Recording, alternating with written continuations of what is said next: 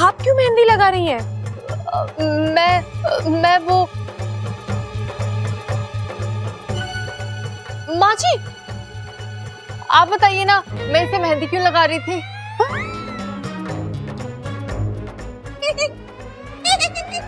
कमाल करती है ना बहू, मेहंदी तू लगा रही है, वजह मुझसे पूछती है। अम्मा जी, आप ही बताइए ना, ये मेहंदी क्यों लगा रही है? मुझे क्या पता, अप्पू से पूछो। अप्पू तू बता। दादी मुझे क्या पता, मम्मी आप ही बताइए ना, आप क्यों मेहंदी लगा रही हैं?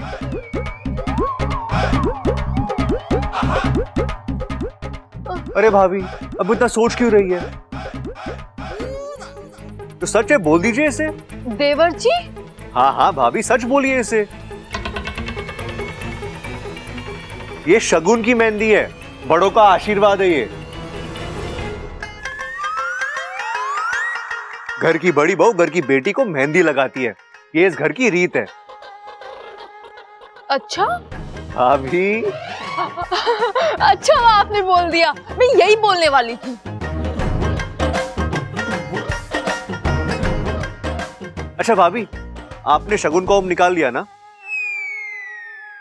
लाइए, बाकी की मेहंदी मैं निकालता हूँ। लीजिए। क्यों, दीदी लगा रही है ना? अरे अच्छा, भाभी को खुद भी तो मेहंदी लगवानी है, काम बहुत ज्यादा है, वक्त कम है। लाओ हाथ दो। लेकिन आपको ठीक है, तुम्हें मेरे हाथों से मेहंदी नहीं लगानी है ना, मत लगाओ, मैं किसी और को बोल देता हूँ। और वैसे भी तुम दुल्हन थोड़ी ना हो,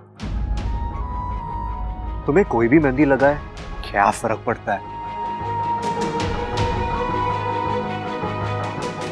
सच कहा आपने, आजकल आपको किसी बात का कोई फर्क नहीं पड़ता। मुझे ना मेहंदी लगवानी ही नहीं है।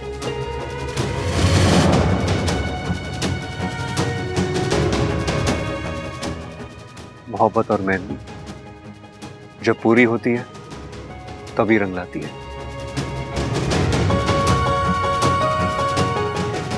इन्हें आधे में नहीं छोड़ते। बैठो। लेकिन मैंने कहा बैठो।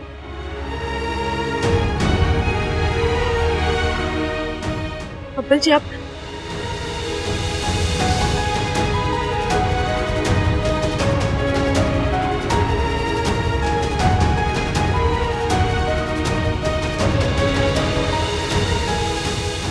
इच्छा, आज रात को संगीत है, तुम्हें पता है ना? तो कौन से गाने में तुमने डांस प्लान किया है? मेरा कोई प्लान वैन नहीं है। शादी आपकी है, आपका संगीत है, तो आप नाचिए, मुझसे कोई उम्मीद मत रखिए। इच्छा, मैं तुमसे उम्मीद लगाए बैठा हूं।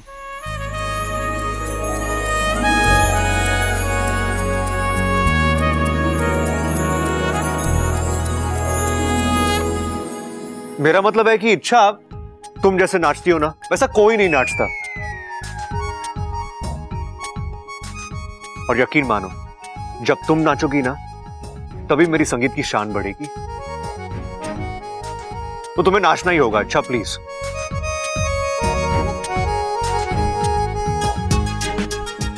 अरे वाह, ये मेहंदी कितनी अच्छी निकली है।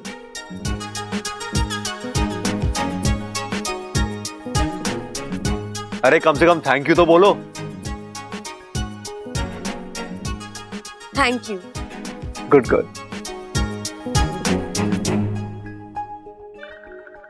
क्या टाइम पर एंट्री मारी है देवर जी, वरना आज तो पोल ही खुल गई थी। नहीं भाभी, अब की बार नहीं, अब की बार वही होगा जो मैं चाहूंगा। लेकिन देवर जी, एक प्रॉब्लम हो गई है। क्या? मैं मेहंदी में आपका नाम नहीं लिख पाई।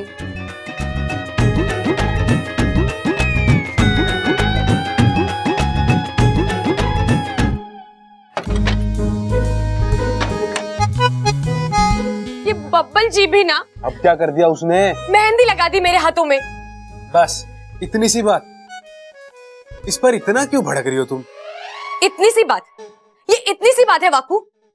लगता है बब्बल जी के दिमाग की तरह ना तेरा फन भी काम नहीं कर रहा। शादी किसी और के साथ कर रहे, मेहंदी किसी और के हाथ में रचा रहे। देख देख उनकी कलाकारी। कलाकारी दिखाने को उन्हें इच्छा का हाथ चाहिए, लेकिन जब यही हाथ जिंदगी भर के लिए थामने को कहो तो नहीं, वो उन्हें नहीं करना। मुझे नहीं रखनी है मेहंदी मेहंदी।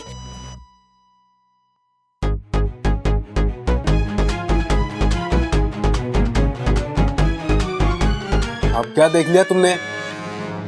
किसी का नाम लिखा है। अच्छा दिखाओ।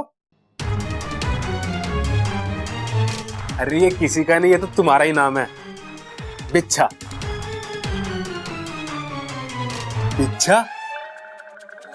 ये कुछ गलत सुनाई नहीं दे रहा तुम्हें? गलत लिखा है तो गलत ही सुनाई देगा ना वाकू। बब्बल जी इच्छा लिखने के होंगे, बिच्छा लिख दिया। देखा तूने वाकू, देखा बब्बल जी को मेरे नाम की स्पेलिंग तक याद नहीं है। कहां से याद होगी? अब तो उनकी जिंदगी में बस चाहत चाहत और चाहत। मैं पहले से ही जानता था ये आदमी पागल है, लेकिन पागलपन इस हद तक होगा ये मुझे नहीं पता था। इच्छा का बिच्छा, वाह। वाकू बिच्छा मतलब? बिच्छा मतलब बबल और इच्छा। देखिए भाभी, अब जब दो लोग एक हो रहे हैं तो नामों का एक होना तो बनता है ना। नमो दैव्य नाम दैव्य तक्षकाय सतम नमः। नमो दैव्य नाम दैव्य तक्षकाय सतमम नमः। नमः शूलति फणिधराय नियतः प्रथस्मताम्। नमो दैव्य नाम दैव्य तक्षकाय सततम नमः। नमो शूलति फणिधराय नियतः प्रथस्मताम्। नमो दैव्य नाग दैव्य तक्षकाय सततम नमः। नमः शूलति फणिधराय नियतः प्रथस्मताम्।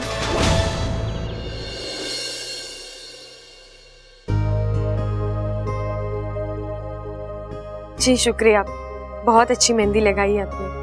Thank you. ओहो, इतना गहरा रंग। जी जान से प्यार करने वाला पति मिलेगा तुझे। अच्छा ये ले, ये सिंदूर है। ये सिंदूर देवर जी अपनी दुल्हन की मांग में भरेंगे। लेकिन आप ये मुझे क्यों दे रही हैं? एक छोटा सा काम था तुझसे, इसे लेकर तुझे देवी के मंदिर जाना है। थोड़ा सा सिंदूर भगवान के चरणों में चढ़ाना है और देवर जी की सुखी गृहस्थी के लिए प्रार्थना करनी है। लेकिन ये सब मैं क्यों करूं? अब मेरा मतलब है आपको उस लड़की को भेजना चाहिए ना जो बब्बल जी के साथ। इसलिए तो तुझे भेज रही हूँ।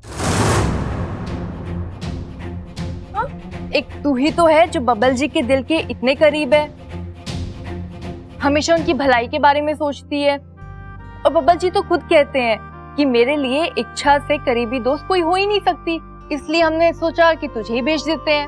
ले। लेकिन इच्छा, अपनी मेहंदी तो दिखा। कितनी सुंदर रची है, देख तो चंचल। इसका मतलब आप समझती हैं माँ जी? इसका मतलब ये है कि हमारा बच्ची बच्ची हमारी बच्ची को बहुत प्यार करने वाला पति मिलने वाला है। क्या दादी, आप भी कमाल करते हो। मेहंदी के रंग से सीधे पति के प्यार तक पहुंच गई। अरे पहले एक बार इच्छा से तो पूछ लो उसकी जिंदगी में कोई प्यार करने वाला है भी या नहीं। क्यों इच्छा?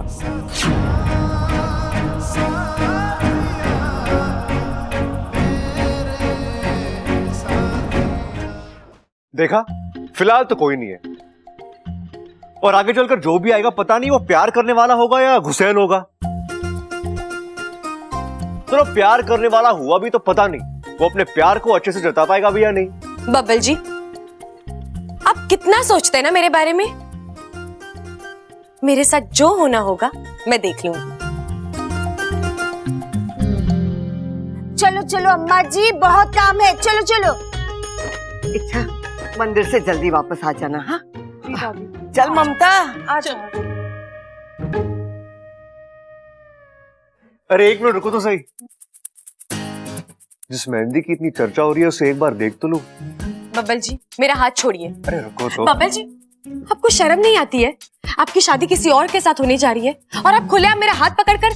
दोस्त हो तुम मेरी, हाथ तो क्या पूरी की पूरी इच्छा को गोद में उठा के ले जा सकता हूँ मैं। काश आपको पता होता दोस्ती कहाँ खत्म होती है और प्यार कहाँ शुरू होता है। आपकी चाहत ने भी आपके नाम की मेहंदी लगाई होगी ना, जाकर वो देखिए।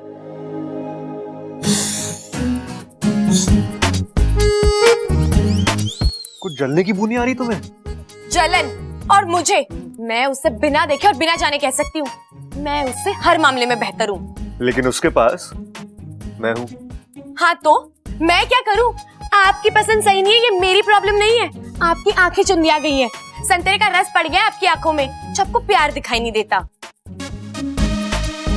नहीं अच्छा, ऐसी बात नहीं है। मैंने बहुत जांच परख कर चाहत को हाँ बोला है। सब जानती हूँ मैं। क्या जानती हो तुम? आप क्या कर रहे हैं, क्यों कर रहे हैं? आपने जो मेरे हाथ पर मेरा नाम लिखा है आपको वो देखना है ना। लेकिन सॉरी, आप यहाँ भी मात खा गए।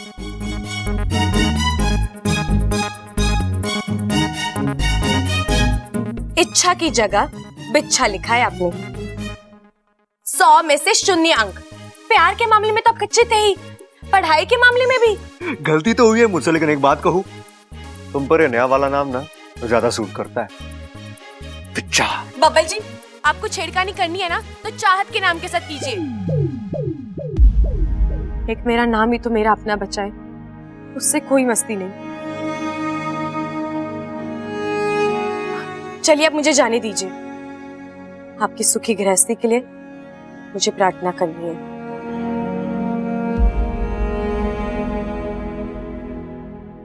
अच्छे से प्रार्थना करना। इच्छा, सॉरी बिच्छा।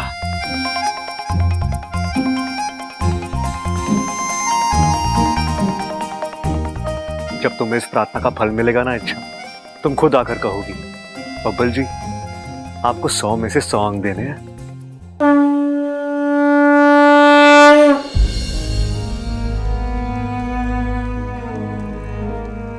हे नागों में देव, हमेशा मेरे साथ ही ऐसा क्यों होता है?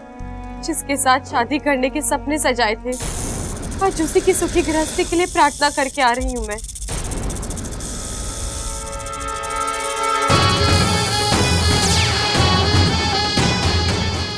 कौन हो तुम? रसल नाम है मेरा। आपसे कुछ जरूरी बातें करनी थी। किस बारे में? विशैलगढ़ की महारानी विष्णैनी के बारे में। लेकिन तुम हो कौन? एक जमाने में नागिस्तान का वासी था, लेकिन दुर्भाग्यवश विशैलगढ़ के नागों के हाथों में पड़ गया। सालों कैदी बना रहा, आज बहुत मुश्किल से छूटा हूँ। जैसे ही मुक्त हुआ मुझे संकट का आभास हुआ और मैं तुरंत आपके पास चला आया। विष्णैनी तपस्या कर रही है। कैसी तपस्या? नागशूल पाने की तपस्या। आज वो तपस्या के आखिरी पड़ाव पर आ पहुंची है। अगर विष्णैनी की इस तपस्या को अभी नहीं तोड़ा गया तो वो नागशूल हासिल कर लेगी, और नागशूल हासिल करने का मतलब आप अच्छी तरह जानती हैं। नागशूल दुनिया का सबसे प्रभावशाली शस्त्र है, अगर वो गलत हाथों में पड़ गया तो सब कुछ खत्म हो जाएगा।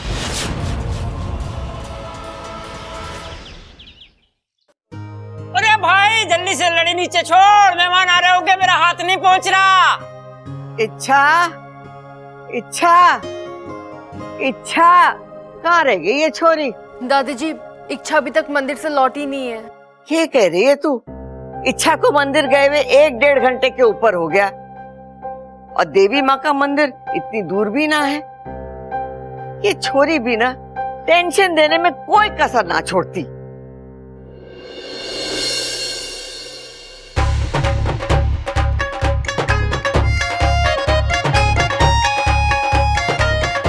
दादी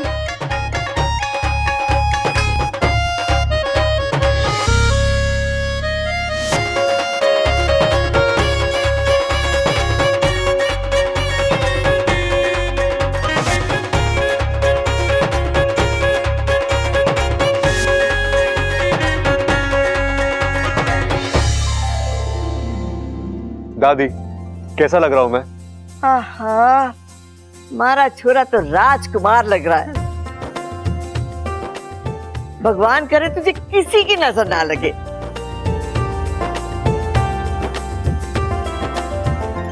जी, मैं काजल का टीका लगा दूं? हाँ हाँ लगा दे, लेकिन एक ही लगाना, वो भी कान के पीछे लगाना। चाचू चाचू, वो लोग आ गए। ऐसे नहीं कहते बेटा, ऐसे कहो, ऐसे बोलो। वो आ गया, देखो देखो वो आ गया। Monica, oh my darling. खड़ाक, आजकल बहुत फिल्में देख रहा है तू। ये गाने की बात ना कर रहा है, ये कोई मेहमान की बात कर रहा है। छोरा, कौन आया है? दादी, पता चल जाएगा, पहले आप सब अपनी आंखें बंद कीजिए। क्यों? अरे दादी, मैंने कुछ खास मेहमान बुलाए हैं। कीजिए ना आंखें बंद, सरप्राइज है।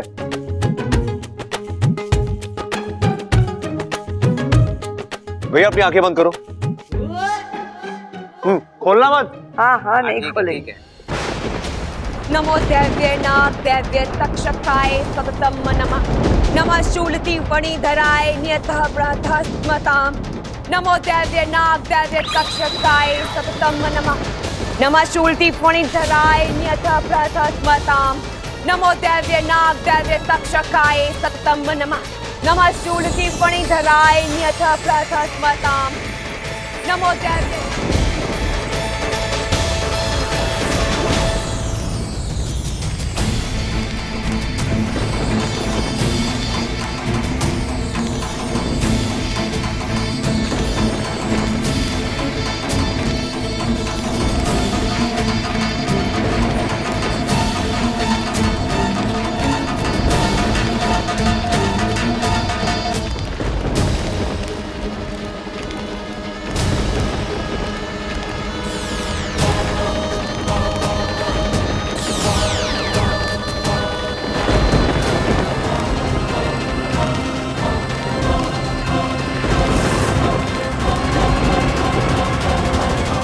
नहीं, ऐसा नहीं होगा।